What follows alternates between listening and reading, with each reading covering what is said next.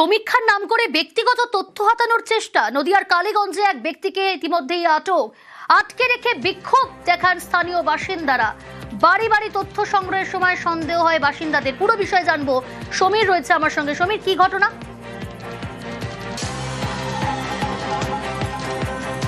দেখো প্রিয়াঙ্কা, আজকে সন্ধ্যা নাগাদ কালীগঞ্জ থানার পলাশী এলাকায় বিভিন্ন বাড়ি বাড়ি গিয়ে সমীক্ষা চালাচ্ছিলেন এক ব্যক্তি এবং সেই বাড়ির কতজন সদস্য আছে, তাদের নাম ঠিকানা ইত্যাদি সত্য যাচাই করছিলেন। কিন্তু যেহেতু এখন এসআইআর চলছে এবং সিএ এনআরসি নিয়ে একটা আতঙ্ক রয়েছে এলাকাবাসী, তাদের সন্দেহ হয় যে তারা কি বিষয়ে এই সমীক্ষা চালাচ্ছে। তখন ওই ব্যক্তিকে তারা ঘিরে ধরে জিজ্ঞাসাবাদ করে।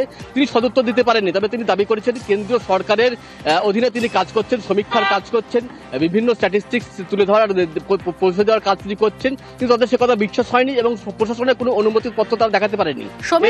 প্রশাসনের অনুমতিপত্র কি ছিল?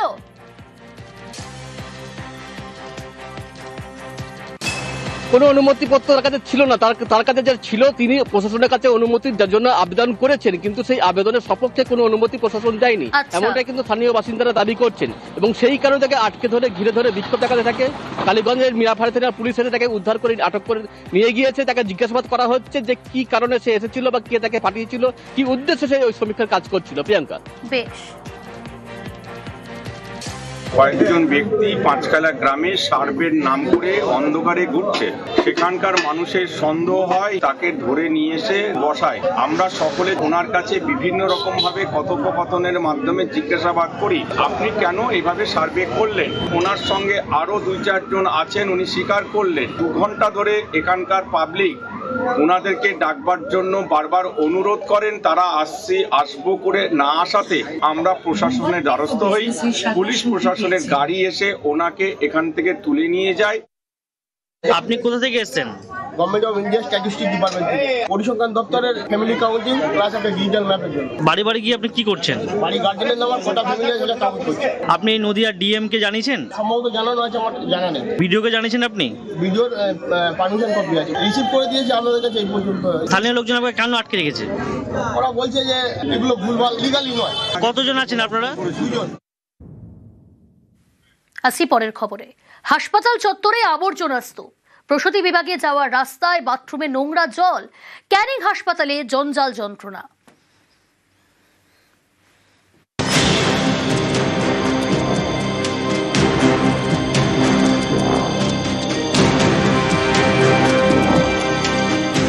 এটা ক্যানিং মহকুমা হাসপাতালের ছবি। রুগী নিয়ে এসেছি হাসপাতালে, নোংরার জন্য টিকা যায় না, যা গন্ধ, দুর্গন্ধ, রুগীর সঙ্গে তাতেগুলো রুগী হয়ে যাবো আমরা। দক্ষিণ 24 পরগনার ক্যানিং মহকুমা হাসপাতাল হাজার হাজার রোগীর বড় ভরসা। সে হাসপাতালেরই শিশু বিভাগের পাশে আবর্জনা স্তূপ, দুর্গন্ধে টেকা দায়। সুস্থ মানুষ বসে থাকার মতো পরিবেশ নয়, এতটাই নোংরা চারদিকে পড়ে রয়েছে। রুগীকে সুস্থ করতে এসে আমরা সুস্থ মানুষ আবার অসুস্থ হয়ে পড়ব। শুধু আবর্জনা নয়, প্রসূতি বিভাগে যাওয়ার রাস্তায় বাথরুমের জল, সেই জল পাড়িয়েই যাতায়াত। অভিযোগ, মাসখানেক ধরেই দুর্ভোগ চলছে। জেনারেলিস্টটা আমাদের পঞ্চায়েতের থেকে তুলে নিয়ে যাওয়া হয়, কিন্তু দীর্ঘ 1 মাস ধরে আমাদের জেনারেলিস্ট একটা হিপ হয়ে গেছে, ফলে দুর্গন্ধ ছড়াচ্ছে।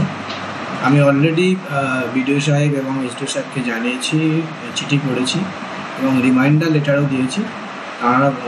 তারা বলেছেন যে আমরা ব্যাপারটা দেখছি। আমার চেয়ারম্যান স্যারকে জানিয়েছি, স্যারও বলেছেন ঠিক আছে, আমরা খুব দ্রুত সম্ভব এটা দেখার চেষ্টা করব। দক্ষিণ 24 পরগনা থেকে অনুপ বিশ্বাস, নিউজ 18 বাংলা। 17 দিনে এসআইআর এর কাজ শেষ বিএলওর। 17 দিনেই কাজ শেষের দাবি বিএলওর। লাভপুরের বিপ্রটিকুড়ির 166 নম্বরের বিএলও পূজা ঘোষ। 17 দিনেই এসআইআর এর কাজ শেষ বিএলওর, এমনটাই দাবি তার। এ বিষয়ে বিস্তারিত জানাবে ইন্দ্রজিৎ রয়েছে আমার সঙ্গে। ইন্দ্রজিৎ, মাত্র 17 দিনে এসআইআর এর কাজ শেষ করে ফেললেন বিএলও, কি বলছেন তিনি, কি দাবি তার? যেটা বলে রাখবো, বিপুটুপুরি গ্রামের যে বুথ রয়েছে সেই বুথের কিন্তু একজন বিএলও পূজা ঘোষ তিনি দাবি করছেন যে তার যে কাজ, অর্থাৎ সেই কাজ কিন্তু সম্পূর্ণ হয়ে গেছে। শুধুমাত্র যে 3 জনের ভোটার তাদের যে এসআইআর এর কাজ, সেই এসআইআর এর কাজ নিয়ে রেজিস্টার করতে আছে, সেখানে নট ফাউন্ড দেখাচ্ছে। তাছাড়া বাকি সমস্ত কাজ কিন্তু তিনি অনলাইনে ডাটা এন্ট্রি পর্যন্ত সমস্তটাই তিনি করে ফেলেছেন। মাত্র 17 দিনের মধ্যে সমস্ত কাজ তিনি করে ফেলেছেন, এমনটাই তিনি নিজেই দাবি করেছেন। বেশ। আমার এখন 99.91% কাজ হয়েছে। পার ডে আমার 100 থেকে 150টা আমি এন্ট্রি করতাম। আমার টার্গেটই ছিল যে আমাকে আজকে 100 থেকে 150টার মধ্যে আমাকে এন্ট্রি করতেই হবে। কোনো সময় 2টো, কোনো সময় 3টে, কোনো সময় 4টে পর্যন্ত আমরা এন্ট্রি করেছি। সহজভাবে কাজটা নিন। আমি বলবো রাত্রিবেলা তারা একটু এন্ট্রি করার চেষ্টা করুন, কারণ দিনের বেলা সার্ভারটা ডাউন থাকবে। প্রেশার একটু আছে, নিজের মতো করেই করে নিয়েছি, কঠিন ভাবিনি। একদিনেই কসবা খুনের কিনারা। আদর্শ লোসালকা খুনে ধৃত 2 অভিযুক্ত। শ্বাসরোধ করে খুন, প্রাথমিক অনুমান, প্রাথমিক রিপোর্টে উল্লেখ। ময়নাতদন্তের যে প্রাথমিক রিপোর্ট, সেই রিপোর্টে উল্লেখ শ্বাসরোধ করেই কসবার হোটেলে খুন। সরাসরি অমিত রয়েছে আমার সঙ্গে। অমিত, ময়নাতদন্তের প্রাথমিক রিপোর্টে শ্বাসরোধ করে খুন করার কথা উল্লেখ করা হয়েছে, আর কি উল্লেখ রয়েছে?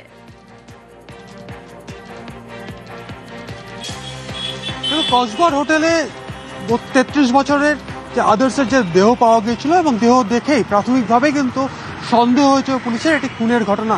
সেক্ষেত্রে ময়নাতদন্তের যে প্রাথমিক অনুসন্ধান ইতিমধ্যে পুলিশের হাতে এসছে, তাতে বলা হচ্ছে শ্বাসরোধ করে খুন করা হয়েছে এই আদর্শকে। কিভাবে শ্বাসরোধ করে খুন করা হয়েছে, সেখানে মেকানিক্যাল অ্যাসপেক্সিয়ার কথা বলা হচ্ছে, অর্থাৎ ডাক্তারের যে চিকিৎসকের পরিভাষায় এটা বলা হচ্ছে নাক মুখ চেপে ধরা এবং গলা টিপে শ্বাসরোধ করে খুন করা হয়েছে। এবং বলপূর্বক নাক মুখ চেপে ধরা এবং গলা টিপে ধরার কারণে তার নাক থেকে অতিরিক্ত রক্তক্ষরণ হয়, এমনটাও কিন্তু ময়নাতদন্তের যারা চিকিৎসক ছিলেন বা ফরেন্সিক মেডিসিনের যারা এক্সপার্ট যারা রয়েছেন তারা কিন্তু এমনই ওপিনিয়ন দিয়েছেন। সেক্ষেত্রে হোটেলের রুমে শ্বাসরোধ করে খুন করা হয় আদর্শকে এবং দেহ উদ্ধারের 24 ঘন্টার মধ্যে যে যুগল, যারা যে 2জন সঙ্গীর কথা বারবার উঠে আসছিল গতকাল থেকে, যারা আদর্শের সঙ্গে হোটেলে ছিলেন বা এসেছিলেন, সেই যুগল ইতিমধ্যে গ্রেপ্তার। 24 ঘন্টার মধ্যেই আজকে তাদেরকে গ্রেপ্তার করা হয়েছে। একদিনেই কসবা খুনের কিনারা করল পুলিশ। সঙ্গে থাকো অমিত। এদিকে কসবা খুন তদন্তে ধৃতদের ফোনে নজর পুলিশের। আমার সঙ্গে রয়েছে অমিত। অমিত, যেমনটা আমরা জানি যে খুনের ঘটনায় বিভিন্ন সিসি ক্যামেরার ফুটেজ খতিয়ে দেখছিল পুলিশ আধিকারিকরা, কিন্তু বিশেষত ধৃতদের ফোনে নজর দিয়েছে পুলিশ। একই সঙ্গে যে ডেটিং অ্যাপের মাধ্যমে দুজনের পরিচয়, সেই ডেটিং অ্যাপের কথোপকথনেও কি নজর দিচ্ছে, বাড়তি নজর পুলিশের?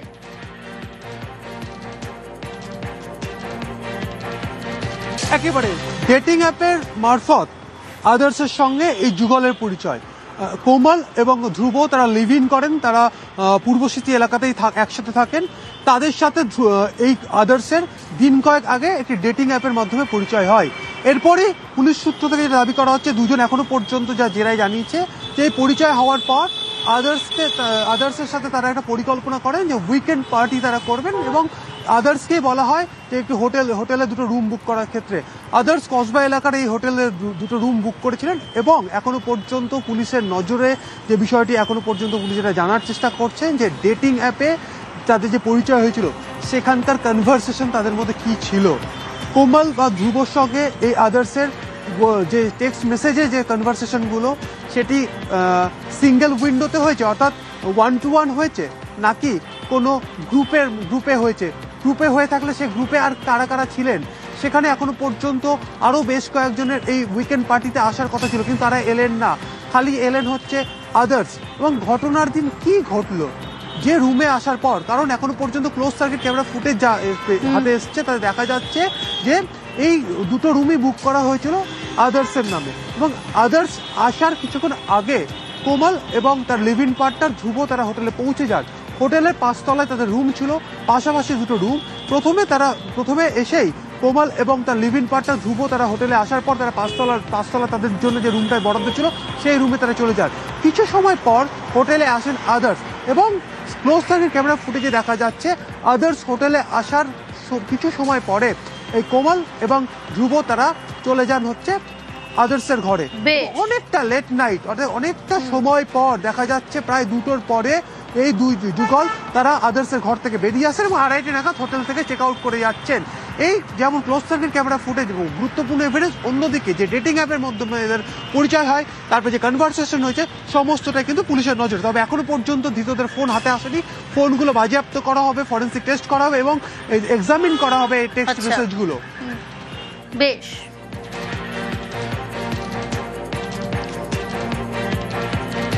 এদিকে কসবা নিহত দুবরাজপুরের বাসিন্দা আদর্শ লোসালকা কলকাতায় বহুজাতিক সংস্থায় কর্মরত। গত 5 বছর ধরে কলকাতায় আদর্শ। ছেলের মৃত্যুর খবরে শোকের ছায়া পরিবারে।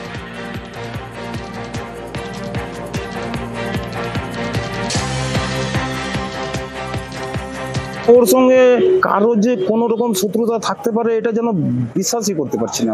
আমি চাইছি যে এটা মানে খুব ভালো করে তদন্ত হোক। আমার ছেলে যা বললো, আমি সত্যি মিথ্যে জানি না, আমার ছেলে যা বললো যে ওর কাছ থেকে কোনো জিনিস পাওয়া যায়নি, কিন্তু মোবাইল গুলো আর ওর যে ওয়ালেটে টাকা এবং বিভিন্ন রকমের কার্ডস, ওগুলো তো থাকার কথা। এটা খুন, অবশ্যই খুন। যে দুজন ধরা পড়ছে তাদেরকে চেনেন? না, অসম্ভব। আপনার ছেলের কাছে কোনোদিন এই দুজনের নাম শুনেছেন বা কিছু? এটা অসম্ভব ব্যাপার, এটা হয় কি করে?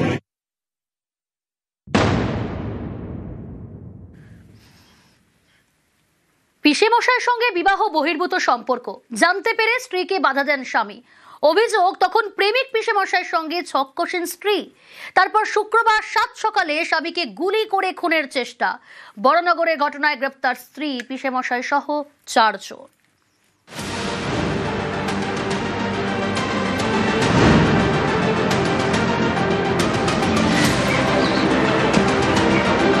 বড়নগরের নর্দান পার্ক, এখানকার বাসিন্দা বিকাশ মজুমদার। শুক্রবার 7 সকালে তাকে লক্ষ্য করে হামলা। অভিযোগ, বাইকে করে পৌঁছয় 2 দুষ্কৃতী, একজন গুলি চালায়। অল্পের জন্য প্রাণে বেঁচে যান বছর 55 বিকাশ। সকালবেলায় ময়লাটা আমি ফেলতে আসি, ঠিক ওই সময় দেখলাম আমার পিছন দিয়ে 2টো ছেলে বাইকে করে ওখানে আপনার একজন দাঁড়িয়ে আমাকে ডাইরেক্ট ফায়ার করলো।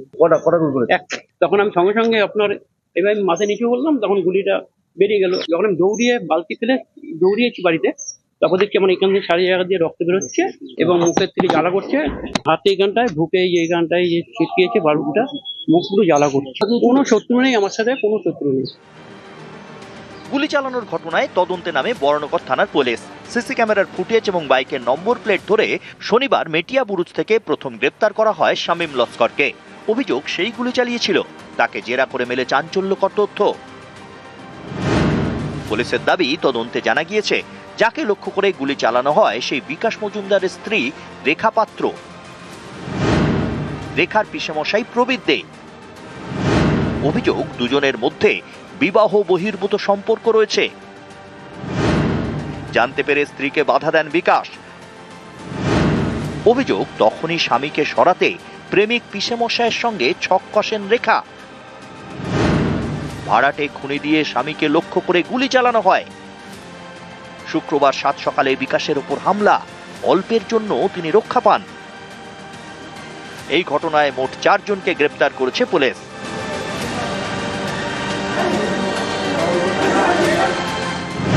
তদন্তকারীদের জালে বিকাশের স্ত্রী রেখার প্রেমিক পিসেমশাই প্রবীর দে, এছাড়াও শামীম লস্কর এবং সুশান্ত আদক। বড়নগর থেকে সুবীর দে, নিউজ 18 বাংলা।